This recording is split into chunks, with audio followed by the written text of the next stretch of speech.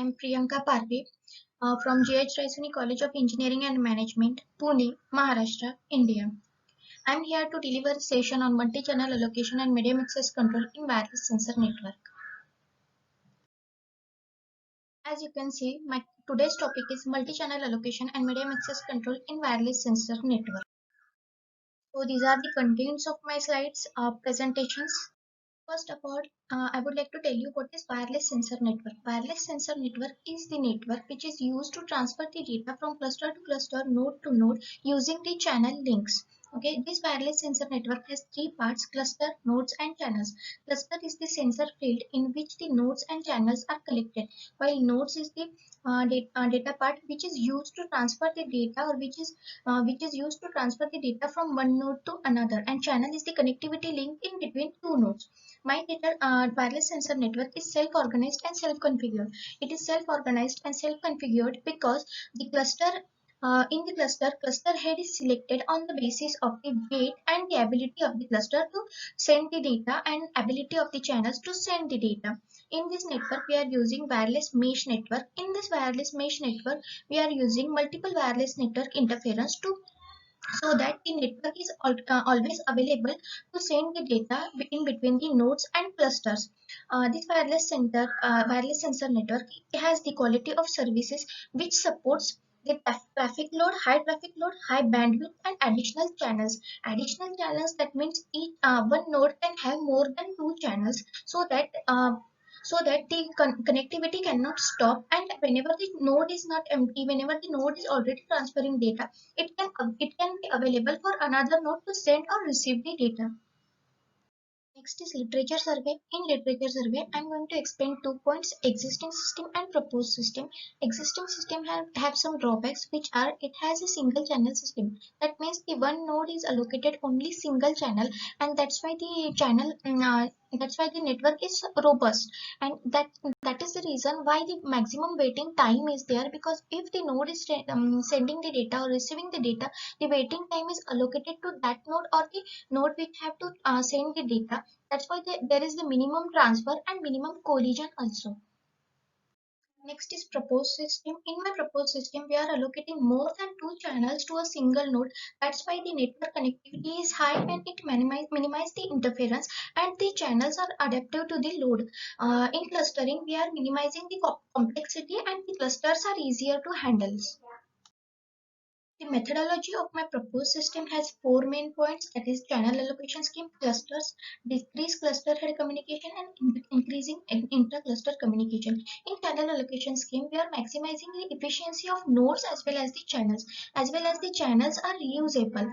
That means if the data communication bit of the one channel from one node to another node has been finished, then that channel is reusable by another nodes or that node only, and which is used to avoid the interference among the channels. The cluster always have three parts: cluster head, nodes, and the channel. Cluster head, as I have told, the cluster head is the node which is having high weight and which is having maximum weight and which is capable of transferring the data at the maximum extent.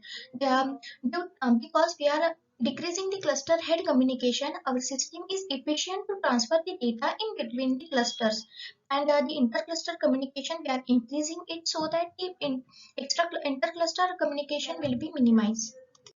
Problem formulation consists of three parts: network model, clustering, and traffic load estimation. Network model is the wireless mesh network because each and every node in the mesh network is connected to each and every other node. In this, we are using the graph theory, where V is the vertices, that means the nodes, E is the channels, and K is the clusters. Clustering have cluster head which is deployed uniformly and collects the data about the blacklisted node. Traffic load is estimated, that means the decrease of packet lost and the acknowledgement of that data which has been sent. In my proposed system, we are using cluster channel assignment algorithm, which consists of three parts: channels, distribution of channels, two neighborhood cluster get disjoint sets of the channels, and clustering is uniform. You can see in the particular diagram where each and every node is connected to each and every other node and have the every particular channel. There are two algorithms in my project. First is cluster-based algorithm and second is on-demand cluster channel assignment algorithm. In first algorithm, the cluster head is formed. It is formed according to their weight and the capability of data transfer. And in the second algorithm, the cluster channel assignment is formed. That means according to the data transfer, the channels are allocated by the cluster head to each and every nodes.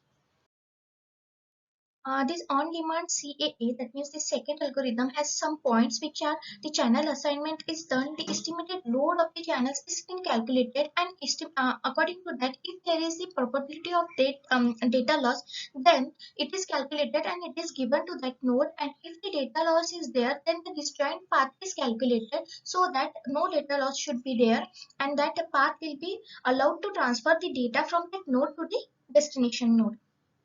If no data loss is there, then the request is sent by the cluster head to that particular node. Reply has been taken. That means the data has been sent or not, and the node is borrowed by the cluster head.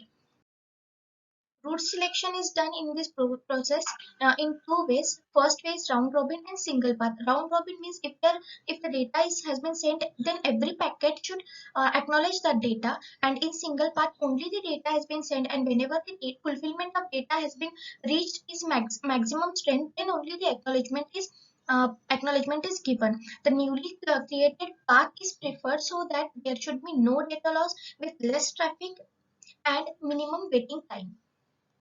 Here you can see the simulation result of my project. Here you can see five nodes are connected to each other, in which number 4 node and number 2 node are data transferring. Here you can see the sensor field of the node in between the cluster, in which each and every node has its own cluster sensor field. These are the graph of my simulation. In this fractional interface of 50 nodes are there, and the packet delivery ratio. You can see the packet delivery ratio of my simulation is very high extent, that is the 100%. Now I would like to conclude my project with cluster channel assignment is used, high packet losses are minimized, and a new node is always connected to the channel which is already new, and clustering strategy is simplified and the complexity is reduced. These are my references. Thank you for watching my presentation.